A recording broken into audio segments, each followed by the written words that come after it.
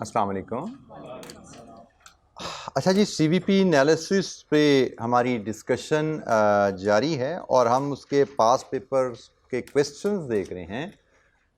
हमने कल जो देखा था ऑटम 23 का question 5 along with multi product break even. कल की हमारी discussion multi product break even पे थी और मल्टी प्रोडक्ट ब्रेक इवन पे ही हमने ऑटम 23 का क्वेश्चन 5 देखा था। और शायद क्वेश्चन 1 जो था आपकी होम असाइनमेंट में वो भी मल्टी प्रोडक्ट का ही था क्या? नहीं। तो एनीवेज जी, कोई इशू कल के लेक्चर से, कोई सवाल मल्टी प्रोडक्ट ब्रेक इवन पे कोई बात समझ नहीं आई, पूछिए जनाब। जी, क्वेश्चन 1 भी आपका मल्टी प्रोडक्ट का ही था जो आपको होम असाइनमेंट में दिया गया था। तो कोई सवाल जी? मल्टी प्रोडक्ट ब्रेक इवन पे इलस्ट्रेशंस या पास पेपर क्वेश्चन से कोई issue?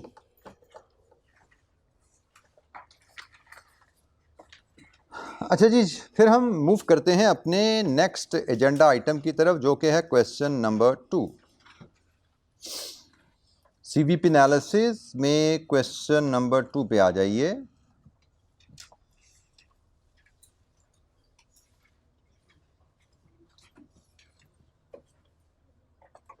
Himalayan rivers spring 16 question 8। Calculate break even sale revenue and quantity, break-even sale revenue and quantity for the next year if HR expects to earn a contribution margin of 40% on sales net of 2% commission। Sales में से 2% commission निकालिए, उसका 40% contribution कमाना है। Sales price अगर 100 रुपये है, इसमें से 2% कमीशन निकाल दीजिए और फिर इसका 40% कंट्रीब्यूशन कितना बनता है जी? 100 का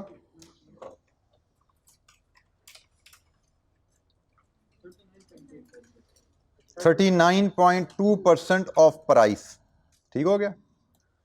तो कंट्रीब्यूशन रेशियो उसने कहा 40 है, लेकिन नेट ऑफ 2% कमीशन का 40 है, तो प्राइस का तो फिर 39.2 हुआ, क्योंकि हम कंट्रीब्यूशन मार्जिन रेशियो अभी तक जितना यूज करते आए हैं वो प्राइस का लेते आए हैं। तो ये 40% कंट्रीब्यूशन रेशियो प्राइस का नहीं है, ये नेट ऑफ कमीशन जो प्राइस है उसका 40% है, प्राइस का 39.2% है। एग्रीड जी? तो ये हमने रिक्वायरमेंट को समझा। उसने कहा जी इस हिसाब से चलो और बताओ कि ब्रेक इवन रेवेन्यू क्या है और ब्रेक इवन क्वांटिटी क्या है। लेट्स रीड द क्वेश्चन और फिर ये वैल्यूज निकालते हैं जी। हम CS रेशियो हमने निकाली 39.2 है। क्वेश्चन बाकी पढ़ते हैं।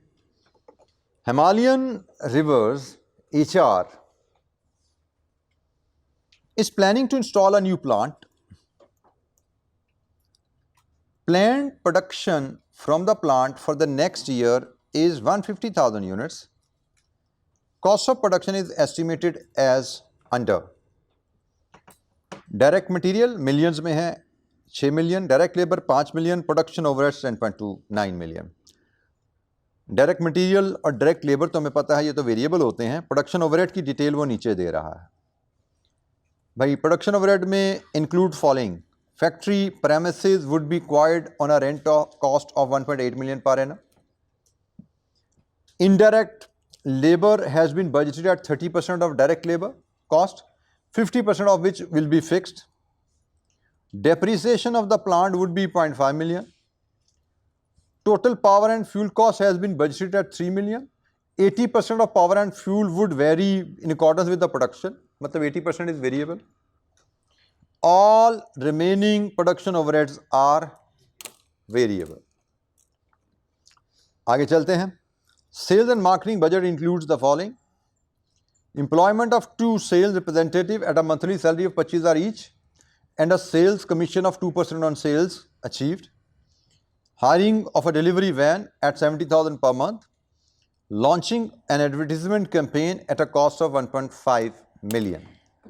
ये है जी कहानी। और हमसे कहा गया है बताइए ब्रेक इवन रेवेन्यू क्या है और ब्रेक इवन क्वांटिटी क्या है।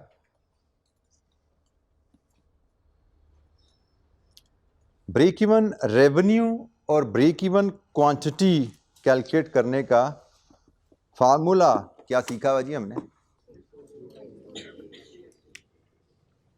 हमने क्वेश्चन नंबर 2 देखने जा रहे हैं। ब्रेक इवन रेवेन्यू के हमने लिए सीखा हुआ है fixed cost over CS ratio, ये ब्रेक इवन रेवेन्यू आता है। और ब्रेक इवन यूनिट्स, जब ब्रेक इवन रेवेन्यू आप निकाल लोगे तो break even revenue divided with price per unit, तो ब्रेक इवन यूनिट आ जाएंगे। ठीक है जी, ये हमारा आंसर है। अब इसके हिसाब से हमने वैल्यूज़ ढूंढनी है। अब सवाल तसल्ली से ज़रा पढ़िए दोबारा एक दफ़ा, लेकिन सोचते जाइए आपको क्या क्या यहाँ से चाहिए। सवाल को फिर पढ़ लीजिए।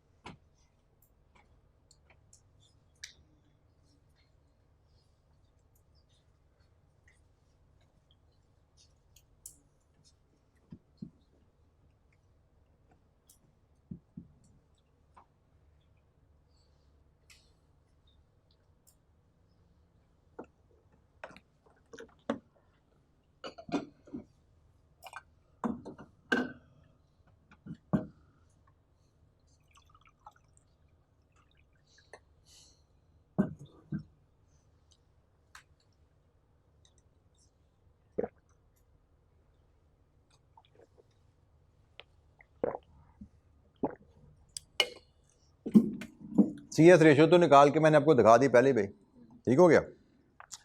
अब मुझे फिक्स कॉस्ट चाहिए।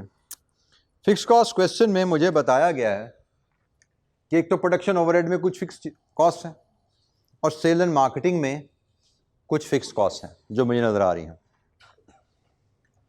अच्छा, पहले हम फिक्स कॉस्ट की वर्किंग बनाते हैं।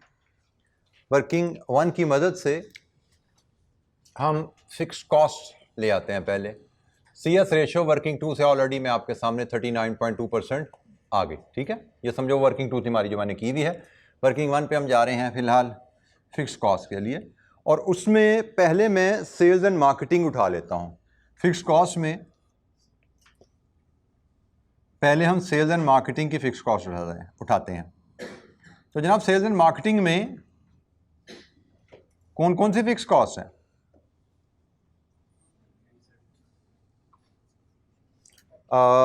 एम्प्लॉयज़ की सैलरी फिक्स कॉस्ट है, 25,000 रुपये महीना, 2 वर्कर इंटू 12, 6 लाख। ऊपर वैल्यूज मिलियन में है तो हम इसको भी मिलियन में ले लेते हैं, रुपीज़ इन मिलियन में, इसको हम लिख देंगे 0.6 मिलियन। आगे चलिए, कमीशन तो वेरिएबल होती है ना भाई। Hiring of a delivery van at 70,000 per month, तो 70,000 पर मंथ है इंटू 12.84 मिलियन हो गया। Launching of advertisement campaign 1.5 million, ये एडवर्टीजमेंट आ गई 1.5 मिलियन की। अच्छा जी, ये एक सब टोटल मार दो यहाँ पे, जरा कितना बना? 2.94। अच्छा, ये हमारे पास आगे सेल्स एंड मार्केटिंग की फिक्स कॉस्ट। ठीक है जी, 3 आइटम्स थी। ये सैलरी है, ये रेंट है, और ये एडवर्टीजमेंट है। अब हम प्रोडक्शन ओवरहेड्स की तरफ चलते हैं। सेल्स एंड मार्केटिंग को हमने डील कर लिया। अब हम प्रोडक्शन ओवरहेड्स की तरफ चलते हैं। प्रोडक्शन ओवरहेड में जो फिक्स कंपोनेंट है उसको लेते हैं। अब इसके लिए थोड़ी सी आपकी जो कहता है ना तवज्जो चाहिए, क्योंकि ये एग्जामिनर ने अक्सर एक आध सवाल में और भी ये पंगा लिया हुआ है। प्रोडक्शन ओवरहेड्स टोटल मेरे पास ये पड़े हैं, जिसमें फिक्स भी हैं, जिसमें वेरिएबल भी है। इनमें से कुछ की डिटेल इसने दी और एंड में एक जुमला लिख दिया कि इनके अलावा बाकी सारे। अच्छा, अब इनके अलावा कहीं कोई फिक्स्ड है? इनके अलावा कोई ओवरहेड फिक्स्ड ओवरहेड है कहीं पे? इसका मतलब फिक्स्ड ओवरहेड सारे इसी के अंदर है जो मिलेंगे, इसके बाहर फिक्स्ड ओवरहेड कहीं नहीं है। ठीक है, तो हमने जो चीज उसने यहां पे कंप्लीट दे दी है ना, वो फिक्स्ड ओवरहेड है, वो हम निकाल लेते हैं कितने हैं। जब हमें फिक्स्ड ओवरहेड मिल जाएंगे, टोटल भी हमारे पास है, फिक्स्ड भी हमें मिल गए, तो वेरिएबल की जरूरत होगी तो वो भी मिल जाएंगे। ठीक है, तो यहां पे तवज्जो की बात, मैं आपको तवज्जो क्यों दिला रहा, एक सवाल आएगा आपके सामने जिसमें उसने लिखा होगा ये ओवरहेड्स, ये इनकी detail, all remaining overheads are fixed. इसका क्या मतलब हुआ?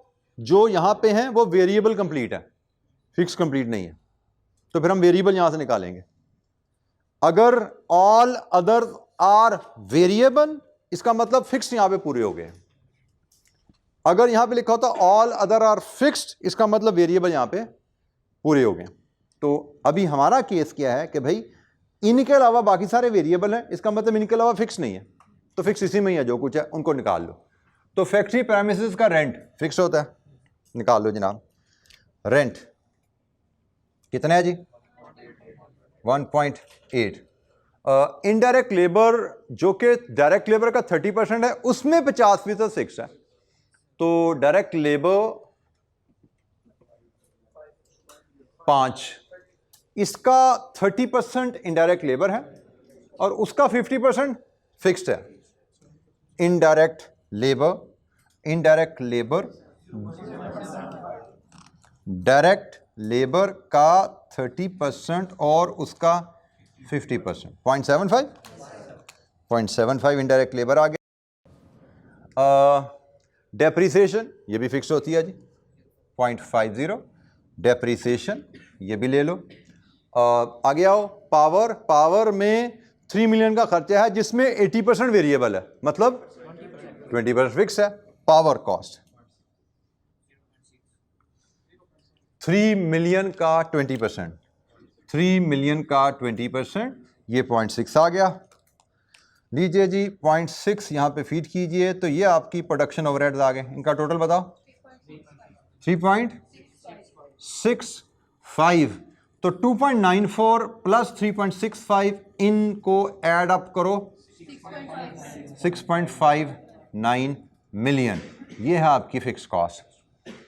2.94 एंड 3.65, 6.59 मिलियन रुपीज। तो यहां से ब्रेक इवन रेवेन्यू निकाल लो भाई, रुपीज इन मिलियन में आएगा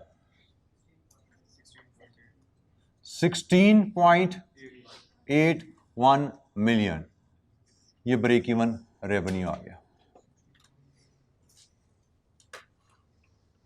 तो ब्रेक इवन रेवेन्यू जब आपने निकाल लिया, तो ब्रेक इवन रेवेन्यू को प्राइस से डिवाइड करेंगे तो आपका ब्रेक इवन यूनिट्स आ जाएंगे। अब ये सवाल कितने नंबर का? 10 नंबर का। अब इस 10 नंबर में हमें जो काम रह गया वो सिर्फ प्राइस वाला रह गया है, जिसके लिए हमने वर्किंग से 3 बनानी है। वर्किंग 1, वर्किंग 2 हमारी हो गई हैं, वर्किंग 3 बनानी है। और बाय द वे सिर्फ इस प्राइस की वर्किंग के 3 नंबर हैं। और ये इस सवाल का सबसे कह सकते हैं फिर फॉर द टाइम बीइंग आपके लिए सबसे ट्रिकी पार्ट प्राइस का ही है कि प्राइस कहाँ से आएगी भाई। तो देखते हैं कहाँ से आती है प्राइस, उसको भी निकाल लेंगे। लेकिन इन केस जैसे मैंने कहा, अगर आपको 1-2 मिनट में समझ नहीं आती, आप जो भी 100, 250 यहाँ पे ज़ूम करो, सवाल ख़त्म कर दो, 10 में से 7 नंबर आ जाएंगे। तो 10 में से 7 नंबर, 70% स्कोर को बुरा होता क्या?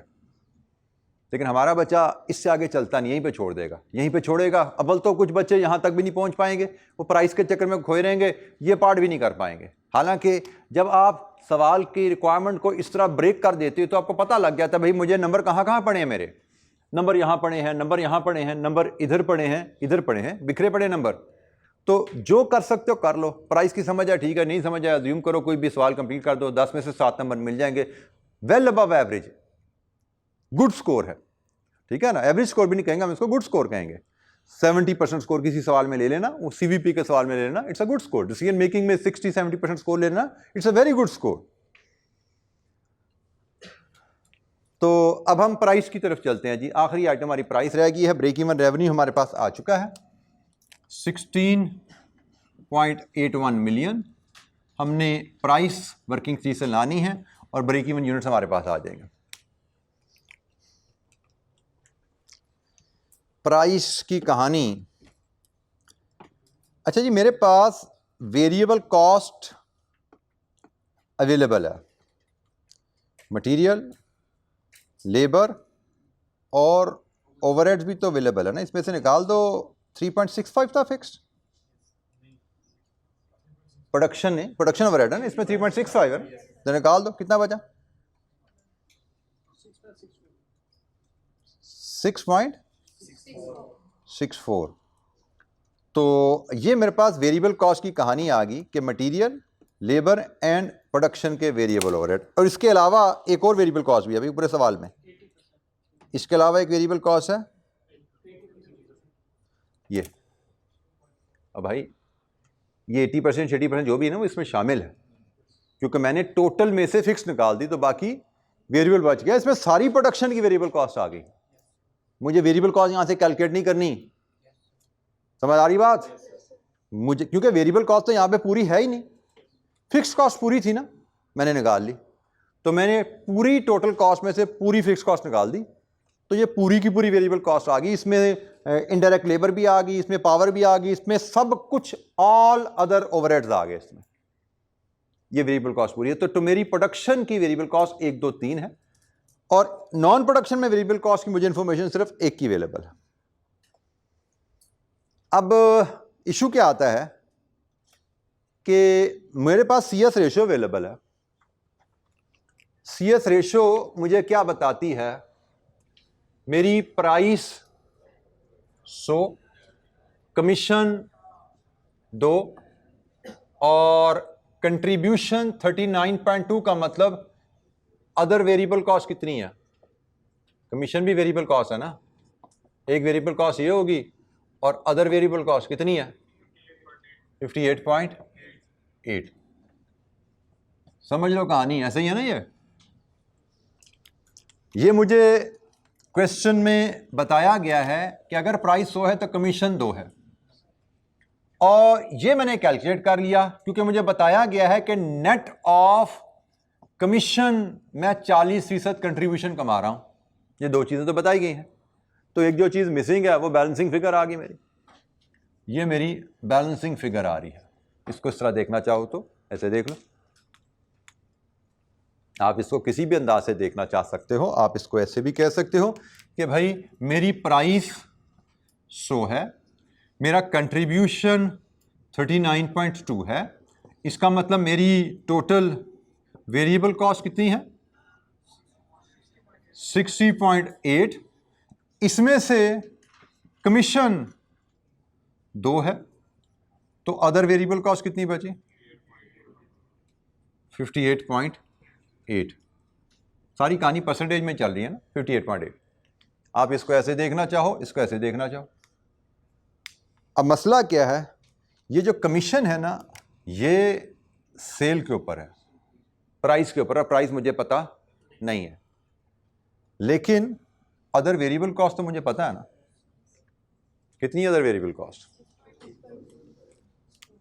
ऊपर से उठाना शुरू करो। 6 + 5 + 6.64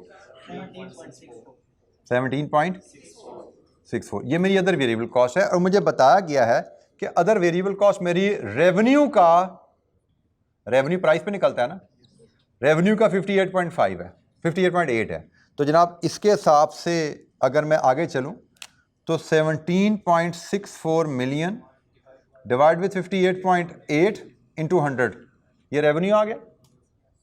मुझे क्या चाहिए? मुझे तो प्राइस चाहिए ना। तो यूनिट से डिवाइड कर दो। यूनिट्स कितने हैं? ये कितने यूनिट का रेवेन्यू है? कितने यूनिट का बजट है ये? लीजिए जी, ये प्राइस आ गई।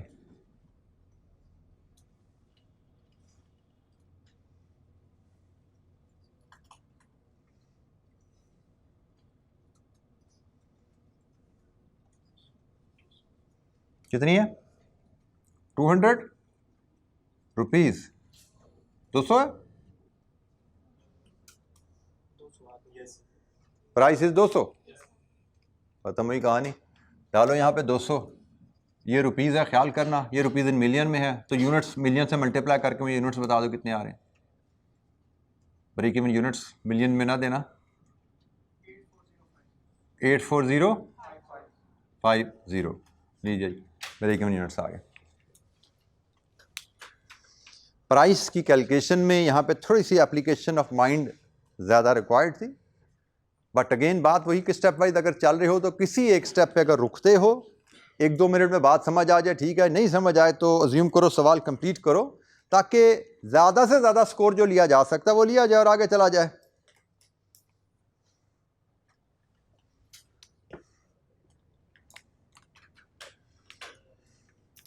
कंट्रीब्यूशन की इंफॉर्मेशन आपको प्राइस, वेरिएबल कॉस्ट, कंट्रीब्यूशन, इन तीनों का रिलेशनशिप बता देती है।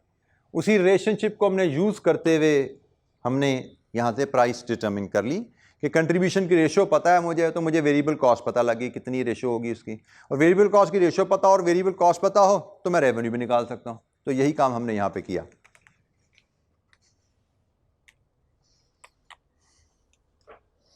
परसेंटेज टर्म में जो हमें रिलेशनशिप दिया गया था उसको यूज़ करते हुए हमने प्राइस डिटरमिन कर ली यहाँ पे।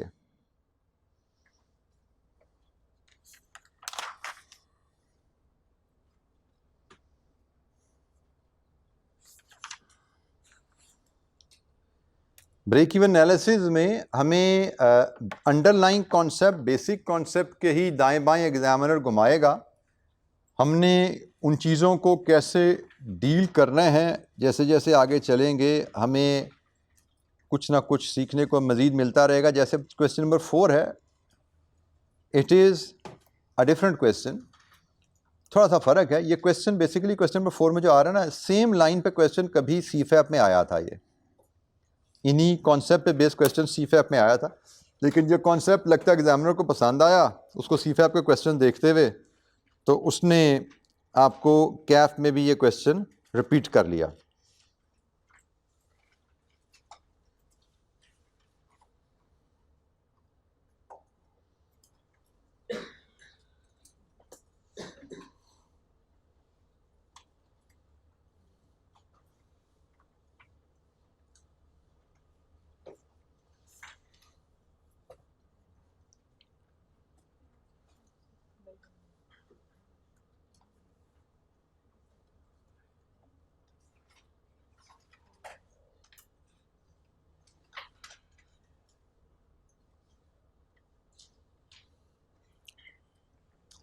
अच्छा जी, अब इस क्वेश्चन की रिक्वायरमेंट पढ़ते हैं तो वहीं से आपको थोड़ा सा चेंज फील होगा। Calculate the minimum number of units to be sold in remaining 10 months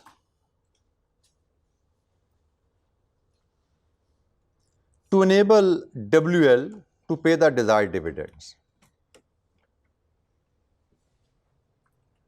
अब यहां पे उसने ये नहीं कहा कि कितने यूनिट्स बेचें टू अर्न टारगेट प्रॉफिट, उसने कहा कितने यूनिट बेचें, और वो भी सालाना यूनिट्स बेचने की बात नहीं की। उसने कहा जी 10 महीने में कितने यूनिट बेचें टू पे द डिजायर्ड डिविडेंड्स। अब कहानी पढ़ेंगे तो मजीद पता लग जाएगा, लेकिन मैं आपको थोड़ा सा क्लियर कर दूं कि अगर आपको याद हो units sale to achieve target profit, formula खोलो जरा सामने, formula unit sale to achieve target profit वाला फार्मूला खोलो। उसमें टारगेट प्रॉफिट के आगे ब्रैकेट में कुछ लिखा हुआ है, बिफोर टैक्स। तो भाई वो फार्मूला प्रॉफिट बिफोर टैक्स में बात करता है। Dividend is not profit before tax, dividend is पे out of profit after tax. तो आपने यहां पे उसने टारगेट डिविडेंड दे दिया, तो आपको टारगेट डिविडेंड नहीं चाहिए होता, सीवीपी एनालिसिस में टारगेट प्रॉफिट बिफोर टैक्स चाहिए होता है। तो टारगेट डिविडेंड से टारगेट प्रॉफिट बिफोर टैक्स बनेगा पहले, फिर फॉर्मूले में जाके फिट होगा और सवाल हल होगा। ठीक है, ये छोटी छोटी सी बातें होती हैं जो अगर आपने कॉन्सेप्ट ध्यान से पढ़े तो आपके जहन में ये चीज़ें रहनी चाहिए कि सीवीपी एनालिसिस में जो टारगेट प्रॉफिट होता है वो डिविडेंड नहीं होता, वो टारगेट प्रॉफिट बिफोर टैक्स होता है। और डिविडेंड से प्रॉफिट बिफोर टैक्स का सफर आपको पीएनएल आना चाहिए। पीएनएल में प्रॉफिट बिफोर टैक्स होता है, फिर टैक्स निकलता है, फिर प्रॉफिट आफ्टर टैक्स आता है, फिर डिविडेंड निकलता है, फिर प्रॉफिट रिटेन्ड आता है। तो प्रॉफिट डिविडेंड से प्रॉफिट बिफोर टैक्स का सफर आपको आना चाहिए, कैसे बनता है। तो बहरहाल सवाल पढ़ते हैं, फिर मजीद इस पर बात करते हैं।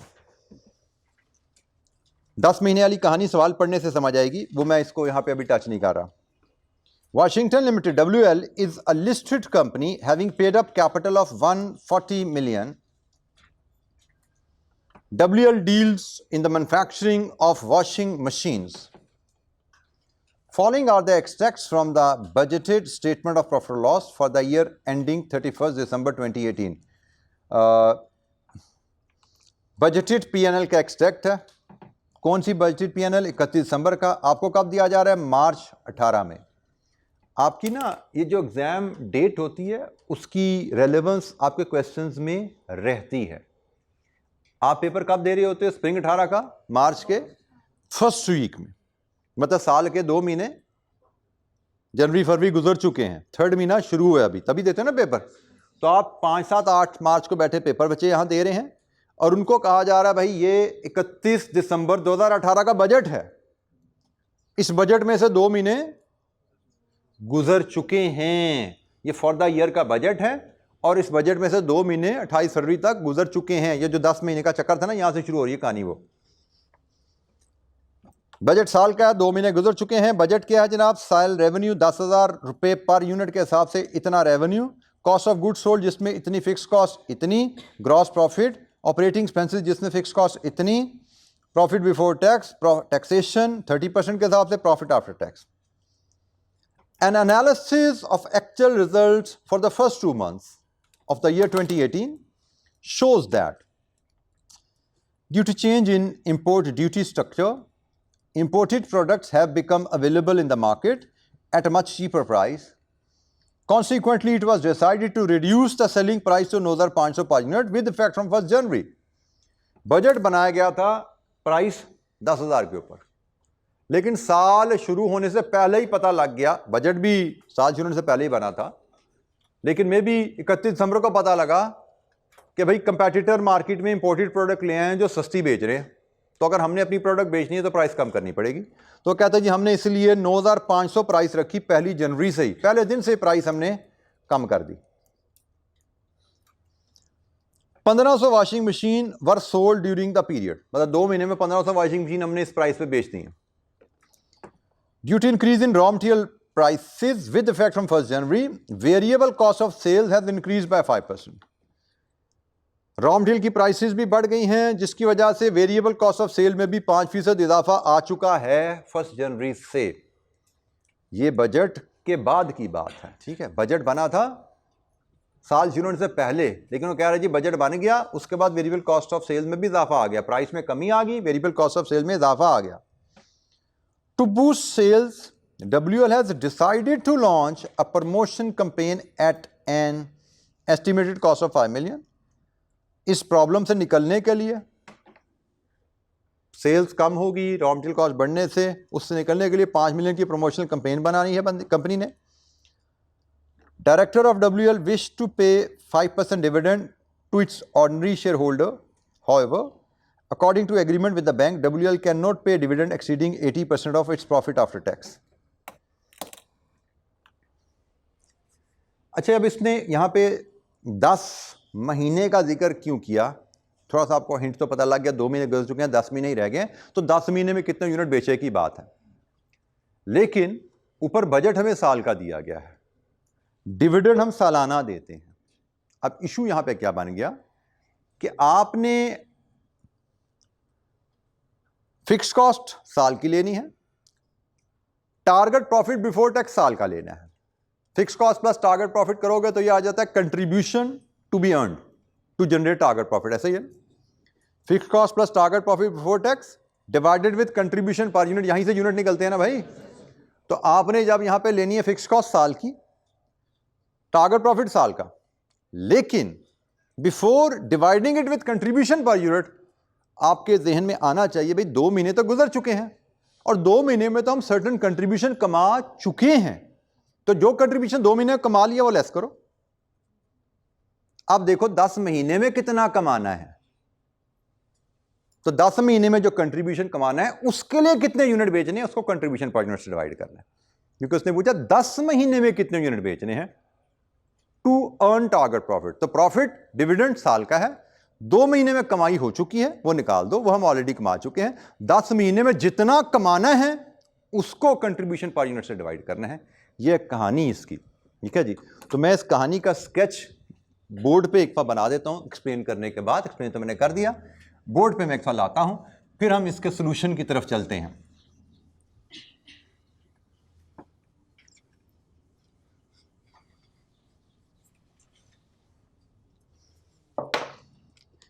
क्वेश्चन नंबर कौन सा ये 4। तो मैं सबसे पहले लेके आऊंगा एनुअल फिक्स्ड कॉस्ट कंपनी की कितनी है, इसमें मैं ऐड करूंगा target annual target profit before tax, क्योंकि हमारा ये एनालिसिस बिफोर टैक्स प्रॉफिट पे बेस करता है। इन दोनों का जो सम बनता है वो बनता है हमारा रिक्वायर्ड कंट्रीब्यूशन, ऐसा ही है जी कि हमारा रिक्वायर्ड कंट्रीब्यूशन बनता है एनुअल सालाना। इसमें से मैं लेस करूंगा कंट्रीब्यूशन अर्नड इन 2 मंथ्स, मिलेगा मुझे contribution to be earned in 10 months. इसको मैं डिवाइड कर दूंगा कंट्रीब्यूशन पर यूनिट के साथ, तो आ जाएगा units to be sold in 10 months.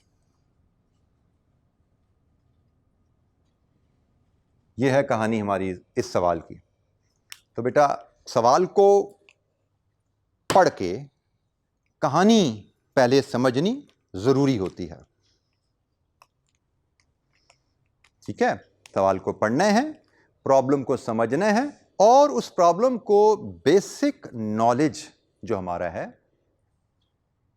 वो कौन सा नॉलेज है जिसकी मदद से हमने इसको हल करना है। तो ये हमने सवाल को पढ़ के अपने नॉलेज की मदद से एक स्ट्रक्चर सा बना लिया जी। स्ट्रक्चर को समझने में कोई दिक्कत, एक बार फिर सवाल मैं चाहूंगा आप पढ़ लीजिए ताकि हम बात को आगे लेकर चलें। ये स्ट्रक्चर भी आ गया, मैंने एक्सप्लेन भी कर दिया, एक बार कहानी को फिर पढ़ लीजिए ताकि हमें जो वैल्यूज चाहिए वो ढूंढने निकले हम।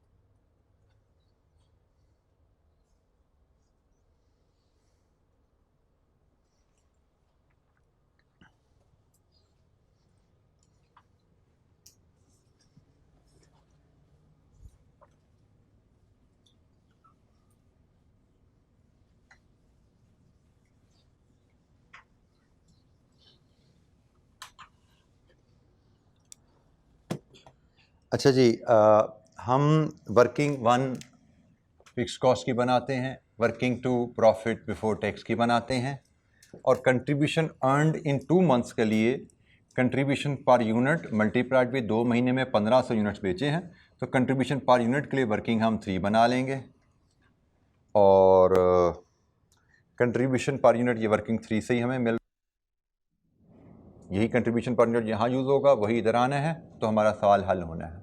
तो लेट्स स्टार्ट विद वर्किंग 1। हमारी सालाना फिक्स कॉस्ट क्या है? तो भाई पीएनएल पढ़ते हैं, तो पीएनएल में 2 फिक्स कॉस्ट तो सीधी सीधी नजर आ रही हैं।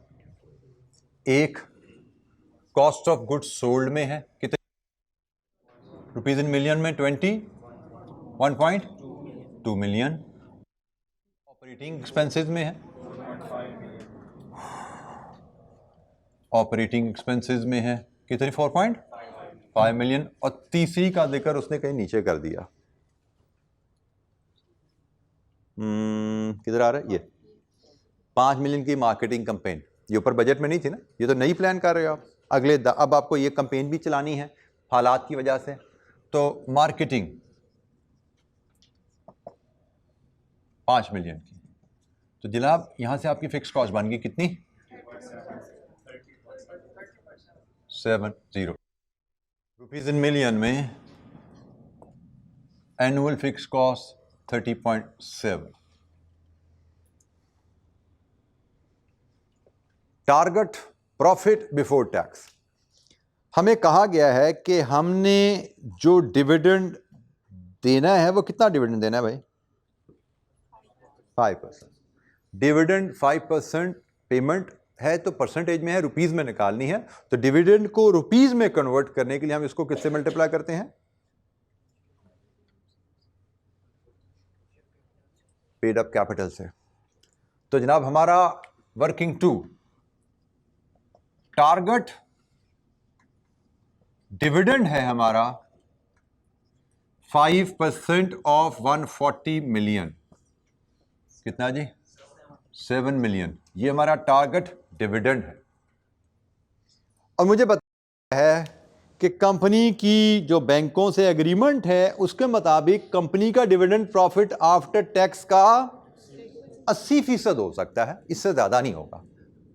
तो इसका मतलब टारगेट प्रॉफिट आफ्टर टैक्स ये 80% है, ये तो 100 क्या होगा बताओ जरा? Target profit after tax 8.75। अगर टारगेट प्रॉफिट आफ्टर टैक्स 8.75 है, टैक्स 30 देना होता है, तो target profit before tax 8.75 over 17 to 100। Am I right? कितना बनता है भाई? 12.5। लीजिए जी, ये वर्किंग जरा देख लीजिए, ये है वो फिगर जो मुझे चाहिए टारगेट प्रॉफिट बिफोर टैक्स उस एनालिसिस के लिए। Target profit before tax 12.5।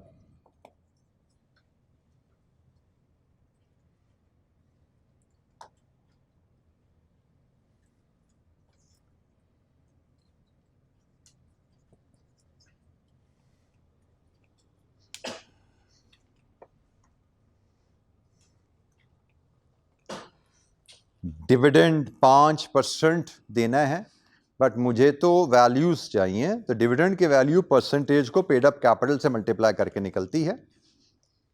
तो डिविडेंड हमें जो पे करना है वो 7 मिलियन का पे करना है, लेकिन हमें कहा गया है कि हम 80% प्रॉफिट आफ्टर टैक्स से ज़्यादा डिविडेंड नहीं दे सकते। इसका मतलब हमें 8.75 मिलियन का प्रॉफिट आफ्टर टैक्स कमाना है 7 मिलियन का डिविडेंड देने के लिए, और अगर 30% टैक्स रेट है तो इसका मतलब हमें 12.5 मिलियन का प्रॉफिट बिफोर टैक्स कमाना है अगर हम 7 मिलियन का डिविडेंड देना चाहते हैं। 12.5 मिलियन के प्रॉफिट में से 30% टैक्स कटेगा, प्रॉफिट आफ्टर टैक्स आएगा, और उसका 80% हम 7 मिलियन का डिविडेंड दे पाएंगे। सो target profit before tax 12.5 million.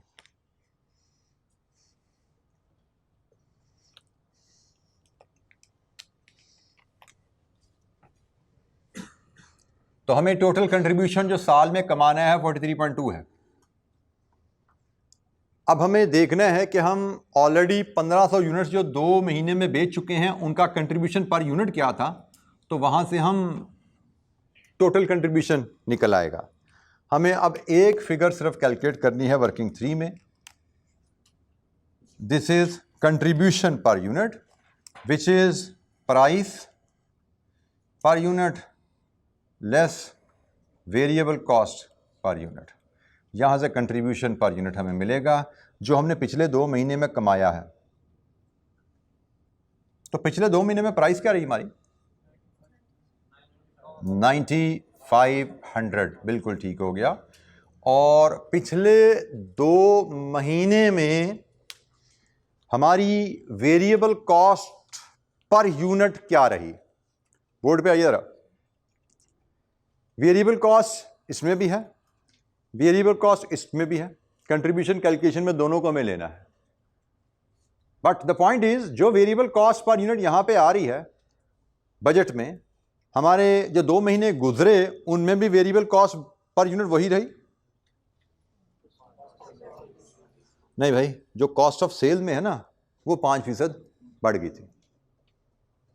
मतलब कॉस्ट ऑफ सेल्स की जो यहां पे वेरिएबल कॉस्ट ऑफ सेल्स है वो 5% ज़्यादा और ऑपरेटिंग कॉस्ट सेम। तो वर्किंग देखते हैं जिसकी हम वेरिएबल कॉस्ट के लिए मैं वर्किंग 3.1 से ये वैल्यू लाता हूं। मेरी कॉस्ट ऑफ सेल्स में वेरिएबल कॉस्ट है कितनी? 127 माइनस 21.2, ये वेरिएबल कॉस्ट है। इसमें अगर मैं 5% इजाफा डाल दूं प्लस मेरी ऑपरेटिंग की वेरिएबल कॉस्ट कितनी है? टोटल 16 माइनस 4.5 और डिवाइड कर दो उसको यूनिट से। कितने यूनिट्स का ये खर्चा है? 168 मिलियन डिवाइडेड विद ₹10,000। ये बेटा नंबर ज़रा बता दो क्या आते हैं, कितने यूनिट्स हैं? 16,800। ठीक है जी, इसको साइड पे करो तो ये 16,800 का फिगर है। तो जनाब ये मिलियन में डाटा है, 16,800 से डिवाइड करो, कितनी I variable cost per unit? बेटा रुपीज़ में ज़रा बना लेना, रुपीज़ में मुझे बताएंगे ना। कॉस्ट क्योंकि प्राइस पर यूनिट रुपीज़ में आ रही है तो वेरिएबल कॉस्ट पर यूनिट भी यहाँ से रुपीज़ में निकलेगी।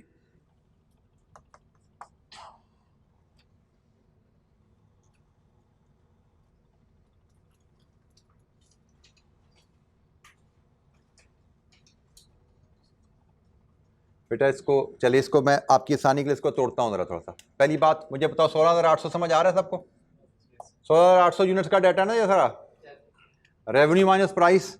अब देखो ज़रा, variable cost of sales per unit 127 million minus 21.2 million तकसीम 16,800, ये मेरी current variable cost of sales है। लेकिन पिछले 2 महीने में मेरी बजटेड कॉस्ट ऑफ सेल्स थी, पिछले 2 महीने में इससे 5% ज्यादा रही। कितनी रही? Budgeted variable cost of sales क्या थी? 2 महीने की कॉस्ट ऑफ सेल्स 5% ज्यादा क्या रही? चल बेटा ये कर दिया, तीसरा कर दिया, वो भी फंस गए थे तुम लोग, जाके मैंने इसे खोल दिया, इसको जरा और आसान कर दिया। कॉस्ट ऑफ सेल्स का कंपोनेंट बताओ।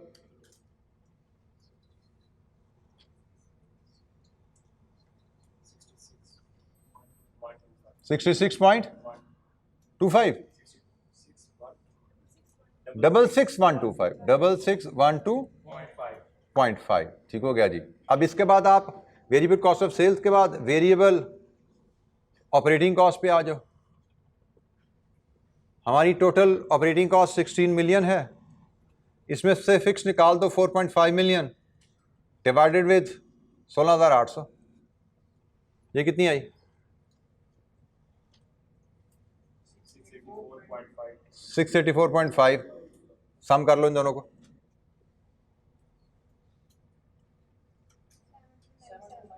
7297 पॉइंट छोड़ दो, एक डेसिमल पे काम किया तो यही निकाला था ऊपर से भी 7297, ये है जी वेरिएबल कॉस्ट 7297, और कंट्रीब्यूशन कितना बना?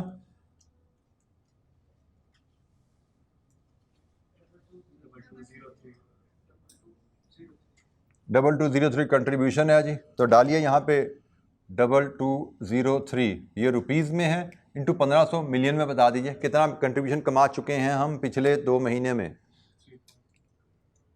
3.30 माइनस करो 39.90 कंट्रीब्यूशन पर यूनिट। दोबारा अगले 10 महीने भी यही कंट्रीब्यूशन कमाएंगे 2203, तो बताओ यूनिट्स कितने? ये रुपीज़ में है, तो ये कंट्रीब्यूशन यूनिट्स मिलियन में नहीं, मिलियन से मल्टीप्लाई करके बताओ जी। 0.68 डेसिमल, यूनिट्स डेसिमल में नहीं होते।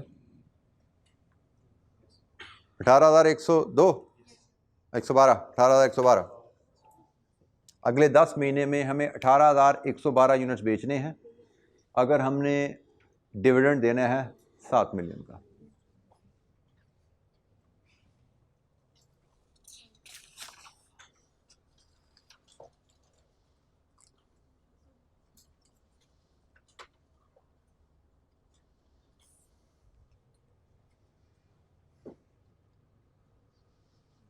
जी बेटा, कोई कैलकुलेशन समझ नहीं आई पूछिए।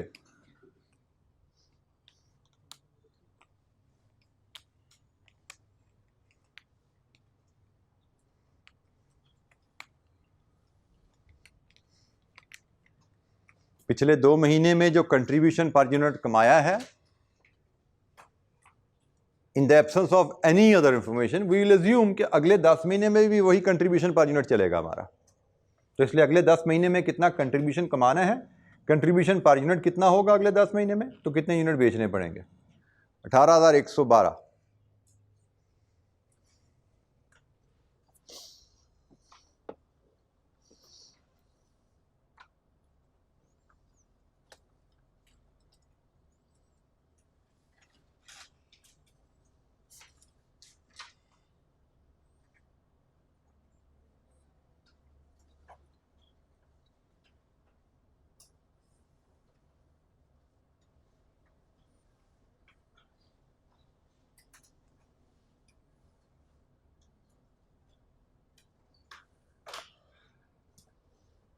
जी बेटा, एनी क्वेश्चन? किसी कैलकुलेशन पे कोई हेल्प चाहिए यहाँ पे पूछिए।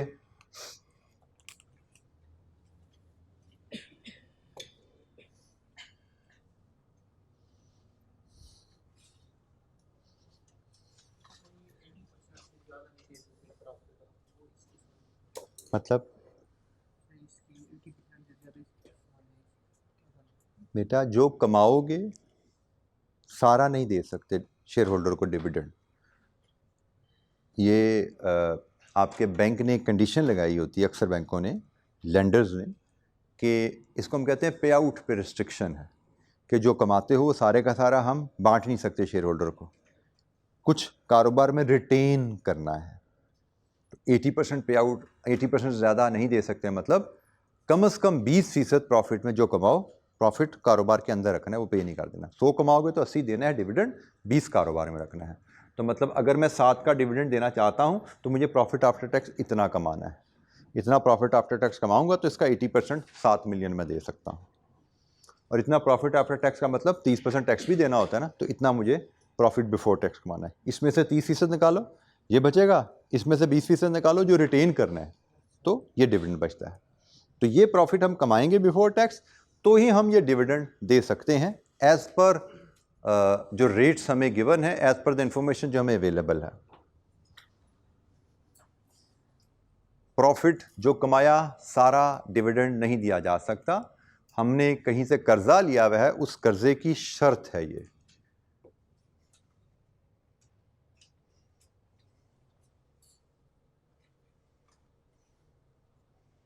एग्रीमेंट विद द बैंक, उसकी शर्त है कि जो प्रॉफिट कमाओगे 80% से ज़्यादा डिविडेंड नहीं देना, मैक्सिमम 80% उसका डिविडेंड दे सकते हैं। जी, एनी क्वेश्चन?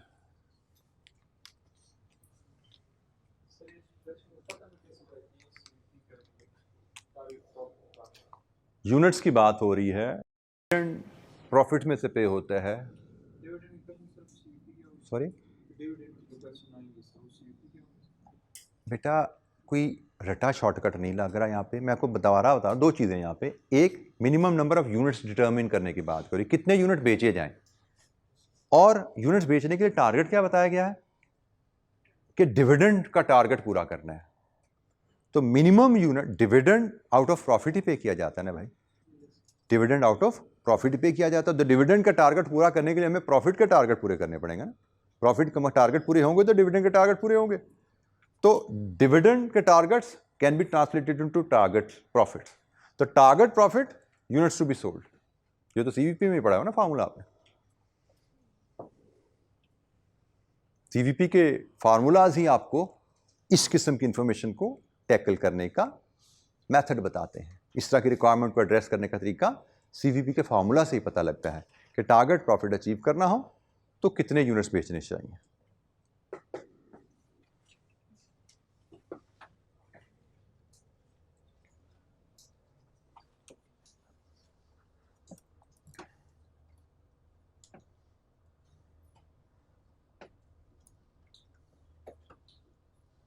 अच्छा, क्वेश्चन 5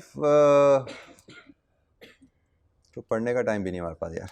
तो कोई क्वेश्चन है बेटा, इशू है तो पूछ लीजिए। कि मुझे लगता है कि हम आगे क्वेश्चन कर तो नहीं सकते क्योंकि अभी 4-5 मिनट रह गए हमारे पास क्लास खत्म होने का, टाइम खत्म होने में। तो कोई इशू है, कोई क्वेश्चन पूछना चाहते हो इस टॉपिक से, या किसी और एरिया से आपके ज़हन में कोई क्वेरी है पूछना चाहते हैं, तो मोस्ट वेलकम। सीवीपी के आगे जो क्वेश्चंस हैं हमारे प्लान के मुताबिक वो इंशाअल्लाह हम कल कंटिन्यू करेंगे इंशाअल्लाह। तो आज के लिए इतना जी, थैंक यू वेरी मच, अस्सलाम वालेकुम।